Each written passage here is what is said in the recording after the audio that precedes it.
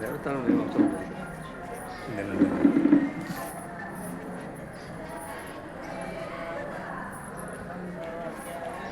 ఓ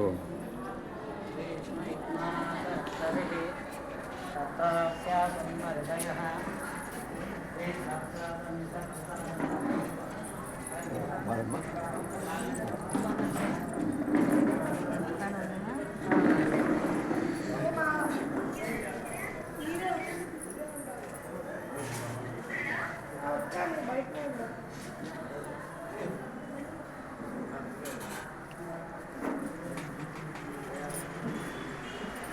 current పోయింది.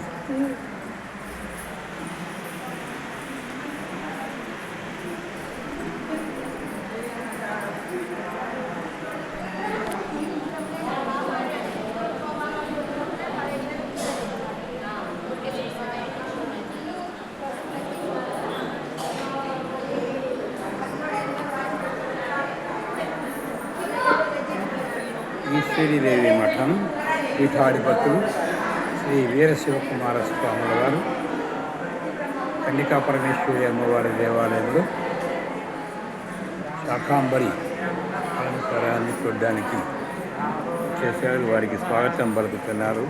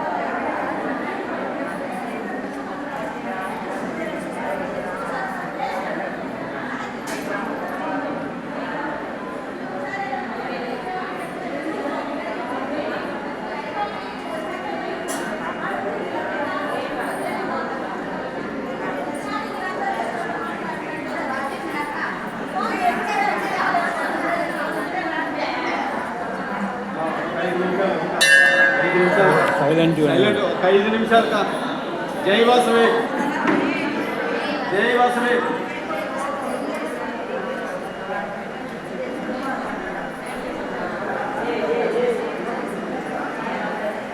Current పోయింది.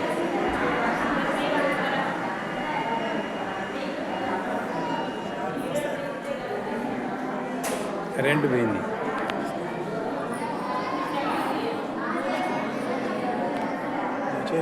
మీరేనా అంతా మన సభ్యులు అనేది అలంకారం. మిమ్మల్ని కొద్దిగా తీస్తా నా చేతికి ఇస్తాయి.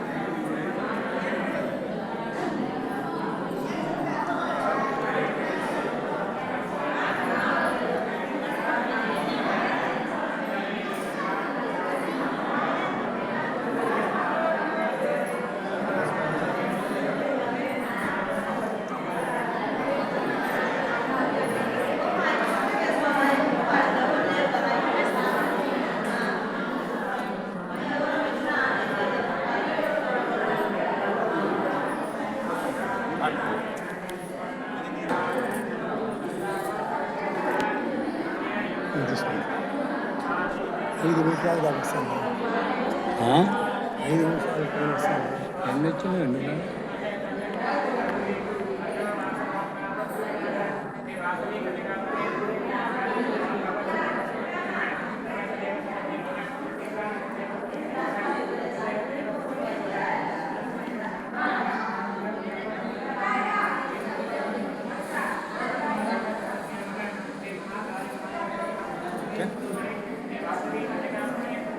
ఏం కదా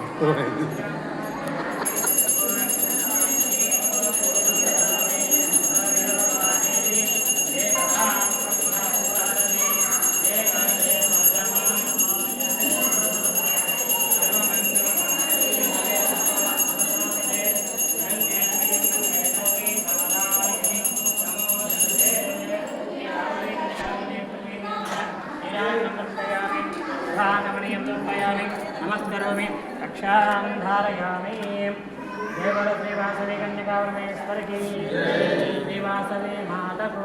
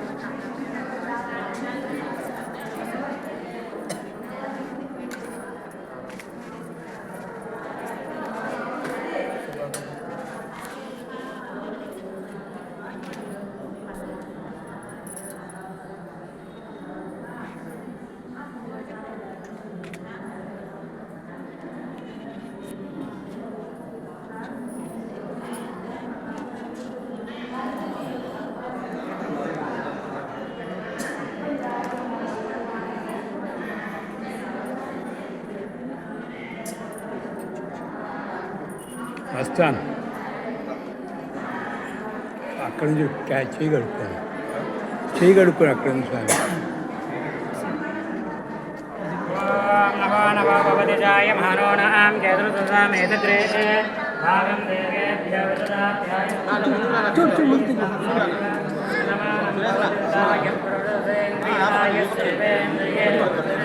कामन्यं धनं वटलाभं शतसंवत्सरं कृतं चेत् कामायुर्भजनरोजमानशोभनशोभमानकल्याणः श्रीवासवे कनकावरमेश्वरदेवताः सम्पूर्णगुणाकटाक्षसिद्धिरस्तु सत्यासन्त यजमानस्य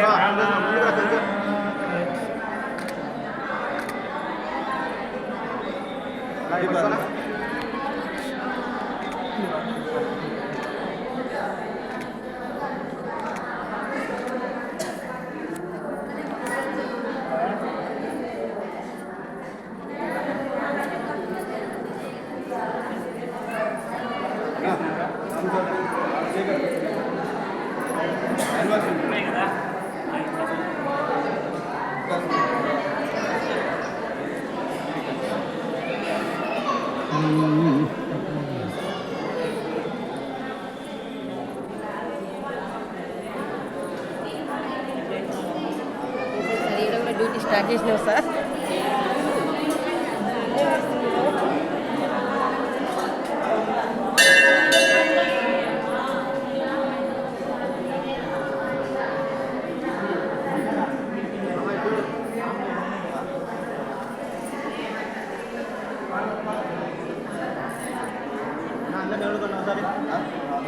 నిలబడుకుంటాం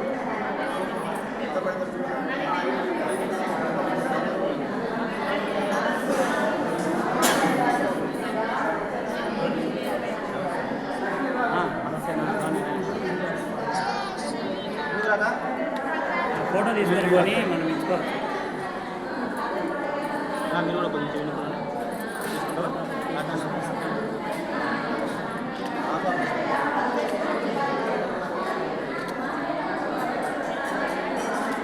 కొంచెం అలాగేనండి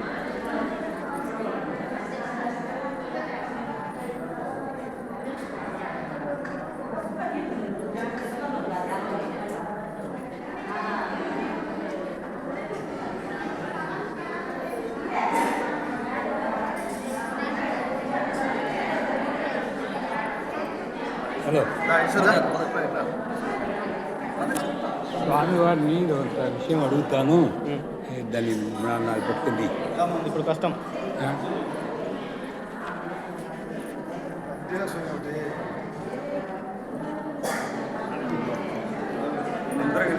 స్వామివారు నమస్కారం. మీరు రావటం నాకు సంతోషదాయకం. ఏమిటి స్వామి శాకాంబరి అలంకారంలో ఈరోజు చేయడానికి ఏమన్నా ప్రత్యేకమైనటువంటి కొంచెం వివరిస్తారా స్వామి? పాస్ ఇస్తా సార్. స్వామీజీ నమస్కారం. మీ రాక మాకు ఎంతో సంతోషదాయకం. శ్రీ వాసవి కన్యకా పరమేశ్వరి అమ్మవారి దేవస్థానంలో ఈరోజు ఒక ప్రత్యేక అలంకారం మనకు కనబడుతుంది. ఈరోజు ఎందుకోసం ఈ ప్రత్యేక అలంకరణ చేశారు, కొన్ని విషయాలు మీ ముఖతగా వినాలని కోరుకుంటున్నాం స్వామి. ఓం శ్రీమాత్రే నమః. శ్రీ వాసవాంబాయ నమః. శ్రీమాత గోవిందమాంబా సమేత వీరబ్రహ్మేంద్ర స్వామి దేవత దివ్య పౌత్రికి పరమేశ్వరీ స్వరూపిణి శ్రీ ఈశ్వరీదేవి దివ్యచరణాలకు నమస్కరిస్తూ, యాదేవి సర్వభూతేషు మాతృరూపేణ సంస్థిత నమస్తస్యే నమస్తస్యే నమస్తస్యే నమో నమః అని మనకు దేవీ పురాణం నందు దుర్గా సప్తశతి పారాయణంలో అమ్మను కీర్తిస్తూ అనేక రూపాలలో ఈ ప్రకృతికి మూల రూపమైనటువంటి ఆ శక్తి స్వరూపిణి శక్తిగాను, మాతృరూపంగాను, జ్ఞానరూపంగాను, అన్నరూపంగాను అనేక రూపాలలో అన్ని రూపాలు తాను నుంచి ఉద్భవించినటువంటి నేపథ్యాన్ని వర్ణించినటువంటి విధానంలో అదే దుర్గా సప్తశతి పారాయణం నందు శాకంబరి దేవి అన్నటువంటి నామాన్ని కూడా మనం దర్శిస్తాము. శాకంబర్యై నమః, శతాక్షర్యై నమః, దుర్గాయై నమః, జగన్మాత్రే నమః ఈ రకంగా అమ్మవారిని కీర్తిస్తూ అక్కడ ప్రధానంగా శాకంబరి మాతను వర్ణించడం జరిగింది. ప్రత్యేకించి ఈ ప్రకృతిలో సృష్టించినటువంటి అన్ని జీవరాశులు కూడా జీవించుటకు వాటికి పోషణ అవసరం. ఆ పోషణకు కావలసినటువంటి పోషకాలన్నీ కూడా మాతృస్వరూపిణి నుంచి మనకు అందుతూ ఉంటాయి అన్నటువంటి నిర్వివాదాంశం. ఆ కోణంలో ఈ ఆషాఢ మాసంలో మన సనాతన ధర్మంలో కొన్ని వేల యుగాల సంవత్సరాల క్రితమే అత్యంత విజ్ఞానమైనటువంటి అంశాన్ని ఆరోగ్యం మూల కారణం, ఆరోగ్యం అన్నిటికీ మీ సంపదల కన్నా మిన్న అన్నటువంటి నేపథ్యంలో ఈ ఆషాఢ మాసం నుంచి ప్రారంభమయ్యేటువంటి వర్షాకాలం నేపథ్యంలో మనుషులు వారి యొక్క ఆరోగ్యం మీద, ఆహారం మీద శ్రద్ధ పెట్టవలసినటువంటి అవసరం ఉంటుంది. అప్పటి వరకు వేసవి తాపం నుంచి ఈ భూమి బాగా వేడెక్కి ఆ భూమి యొక్క పొరలలో అనేక సూక్ష్మాతి సూక్ష్మమైనటువంటి జీవులు, హాని కలిగించేటువంటి సూక్ష్మజీవులు నిర్లిప్తమై ఉంటాయి. అలాంటి సమయంలో ప్రారంభ వర్షాకాలంలోని ఆషాఢ మాసంలో తొలకరి జల్లులు పడిన తర్వాత భూమిపై ఆ నీరు భూమి లోపలికి ప్రవేశించి ఆ నీటిని ఆలంబనంగా చేసుకుని ఆ సూక్ష్మజీవులు నీటి ద్వారా ఏవైతే ఆహార పోషకాలుగా పంటను పండిస్తారో ఆ పంటను ఆశ్రయించి ఆ పంట నుంచి వచ్చినటువంటి ఉత్పత్తులను ఎవరైతే స్వీకరిస్తే ఆహారంగా వారిలోకి ప్రవేశించి అనారోగ్య కారకాలకు కారణమవుతాయి. కాబట్టి ఈ విధంగా ఆ చాతుర్మాసి దీక్ష అన్నటువంటి పేరుతో కేవలం యతులు సన్యాసులే కాకుండా గృహస్థులు కూడా వారి వారి సౌకర్యాలను బట్టి కనీసం ఆహార నియమావళనైనా సరే అనుసరించాలన్నటువంటి నేపథ్యంలో శ్రావణం శాకం వర్జయేత్ అన్నటువంటి రీతిలో, అలాగే భాద్రపదం దుగ్ధం వర్జయేత్, అలాగే ఆశ్వయుజం ఈ పెరుగు వర్జము, చివరిగా ఉన్నటువంటి కార్తీకంలో ద్విదళాలను వర్జించే రకంగా మనకు శాస్త్రం తెలియజేస్తుంది. ప్రత్యేకించి నిర్ణయ సింధువు, ధర్మ సింధువు లాంటి గ్రంథాల్లో కూడా ఆ ఆషాఢ శుక్ల ఏకాదశిని మనం తొలి ఏకాదశిగా ఎలా మనం విఘ్నీకృతంగా జరుపుకుంటామో దాన్ని శయన ఏకాదశి అని సాక్షాత్తు విశ్వభగవానుడు శయనించేటువంటి ప్రారంభమైనటువంటి రోజుగా ఆ తొలి ఏకాదశి ఆషాఢ శుద్ధ ఏకాదశి నాడు ఈ చాతుర్మాస దీక్షలో భాగంగా ప్రత్యేకించి గృహస్థులు వారి యొక్క ఆరోగ్య విషయంలో శ్రద్ధ తీసుకునే నిమిత్తంగా ఆషాఢ శుద్ధ ఏకాదశి నుంచి శ్రావణ శుద్ధ ఏకాదశి వరకు ఆకుకూరలను తినకుండా ఉండాలి అన్నటువంటి నియమాన్ని ఏర్పాటు చేశారు. అలాగే శ్రావణ శుద్ధ ఏకాదశి నుంచి భాద్రపద శుద్ధ ఏకాదశి వరకు పెరుగును మొదటగా నిషిద్ధం చేయడం జరిగింది. అలాగే భాద్రపద శుద్ధ ఏకాదశి నుంచి ఆశ్వయుజ శుద్ధ ఏకాదశి వరకు పాలను వర్జించమని చెప్పారు. చివరిగా ఉన్నటువంటి మాసం ఆశ్వయుజ శుద్ధ ఏకాదశి నుంచి కార్తీక శుద్ధ ఏకాదశి వరకు ద్విదళము అంటే ఏవైతే రెండుగా విడిపోయేటువంటి పప్పులు అన్నటువంటి పప్పు ధాన్యాలు, మినుములు, పప్పులు, శనగలు వగైరా ఇలాంటి ధాన్యాలన్నింటినీ కూడా స్వీకరించకుండా ఉంటే వారికి అనారోగ్యం ఏర్పడకుండా ఉంటుందని మనకు శాస్త్రం చాలా చక్కగా విజ్ఞానవంతంగా శాస్త్రీయతగా తెలియజేస్తుంది. వీటిలో ప్రత్యేకించి మన సనాతన ధర్మంలో ఆరోగ్యము, ఆధ్యాత్మికత రెండూ జోడించి ఇక్కడ ఉన్నటువంటి భారతీయ సనాతన సంప్రదాయాన్ని అనుసరించేటువంటి యావత్ జనులందరూ కూడా సుఖ సంతోషాలతో ముఖ్యంగా ఆరోగ్యంతో వర్ధిల్లాలనేటువంటి ఆకాంక్షతో ఈ ఋషుల పరంపరలో మనకు అందినటువంటి ఒక విధానమే ఈ శాకంబరి దేవి యొక్క అలంకారంలో ఉన్నటువంటి అంతరార్థము. అలాగే ఆ జగన్మాతను వారి వారి శక్త్యానుసారంగా సాధారణంగా మీరు ఇవి తినొద్దు అంటే ఎందుకు తినకూడదు అనేటువంటి పరిస్థితులు ఎక్కువగా కనిపిస్తూ ఉంటాయి. కాబట్టి మొదటి పంటగా వచ్చినటువంటి దాన్ని ఎవరైతే మనకు అర్పించారో వారికి మనం తిరిగి సమర్పించేటువంటి సమర్పణ భావంతో ఈ శాకంబరి అలంకరణ నేపథ్యాన్ని మనకు శాక్తేయం దిశగా ఉన్నటువంటి సంప్రదాయాలు, షణ్మతాలు అంటారు మన సనాతన సంప్రదాయంలో. ఈ ఆషాఢ మాసంలో ప్రత్యేకించి అన్ని మతాలు అంటే ఈ షణ్మతాలు ఉన్నటువంటి వైష్ణవ మతము, అలాగే సేవాగమము, అలాగే గానాపత్యము, అలాగే శాక్తేయము, కుమారస్వామికి సంబంధించినటువంటి వీరందరికీ సంబంధించినటువంటి అన్ని దేవతలను కూడా ఈ ఆషాఢంలో ఆరాధించేటువంటి నిగుడీకృతమైనటువంటి సంప్రదాయాన్ని మనకు అందించినటువంటి ఋషుల పరంపరకు మనమందరం కూడా సర్వదా సిద్ధత రుణపడి ఉంటాము. వాళ్ళందరినీ మనం ఒకసారి స్మరించుకుంటూ వందే గురు పరంపర శుభమస్తు. ప్రత్యేకించి ఈరోజు మనకి వీరబ్రహ్మ క్షేత్రం నందు నెలకొల్పబడి ఉన్నటువంటి శ్రీ వాసవాంబ దివ్య ఆలయం నందు అత్యంత వైభవపేతంగా ఆర్యవైశ్య భక్తులందరూ కూడా చక్కగా సుమారుగా 20 గంటలు శ్రమించి ఇక్కడ వారు స్వయంగా అలంకృతం చేసినటువంటి అమ్మవారి శాకంబరి దేవి అమ్మవారి దివ్య దర్శనం చక్కగా మనందరినీ కూడా అనుగ్రహిస్తూ ఉంది. ప్రతి సంవత్సరం ఇలాగే సంఘటితంగా ఈ కార్యక్రమాన్ని ద్విగుణీకృతంగా దిగ్విజయం చేయాలని మనసారా వారికి మరింత శక్తిని ప్రసాదించాలని ప్రార్థిస్తూ శుభమస్తు. ధన్యవాదాలు స్వామీజీ. ప్రత్యేకించి ఎంతోమంది భక్తులకు తెలియనటువంటి అనేక విషయాలు, ధార్మిక విషయాలు శాస్త్రయుక్తంగా మీరు వివరించారు. ఇవన్నీ కూడా అందరూ ఆచరణలో పెట్టి తమ ఆరోగ్యాన్ని సక్రమంగా కాపాడుకోవాలని కోరుకుంటూ మీరు ఈ రాక వచ్చినందుకు మరొకసారి అందరి తరఫున మీకు ధన్యవాదాలు స్వామీజీ. నమస్తే. అయ్యప్ప సురేష్ గారు కన్యకా పరమేశ్వరి దేవస్థాన అధ్యక్షులు. ఎంతసేపు పట్టిందండి మీకు ఈ శాకంబరి అలంకారం చేయటానికి? శాకంబరి అలంకారము గత 24 గంటలుగా పూర్తిగా దిగ్విజయంగా ఎక్కడ ఆగకుండా పనిచేస్తే 24 గంటలు పట్టింది. మన శ్రీమూర్తులు అందరూ కలిసి చేశారు. శ్రీమూర్తులు కాదు, బయట నుంచి వచ్చారు. ఒక 25 మెంబర్స్ బయట నుంచి తీసుకొచ్చాము. అలంకారం కోసం సపరేట్గా బయట నుంచి తీసుకొచ్చాము. వాళ్ళు ఒక డే ఒక నైట్ పూర్తిగా పనిచేశారు. దాదాపుగా ఈ కూరగాయలు ఇట్లా అలంకరణ చేయడానికి ఏమాత్రం ఖర్చు అయి ఉంటుంది? అమ్మవారి సేవ 1,50,000 దాకా అయింది. ఈ అలంకరణ ఉత్సవానికి కూరగాయలు అయితేనేమి వారికి 1,50,000 సంవత్సరం పెట్టే ఖర్చు ప్రతి సంవత్సరం మామూలుగా అయితే ఏదో గుళ్ళో వరకు అమ్మవారికి అలంకరణ కోసం ఒక 4-5 వేలు లేకపోతే 6-7 వేలతోనో కంప్లీట్ చేస్తూ ఉన్నారు.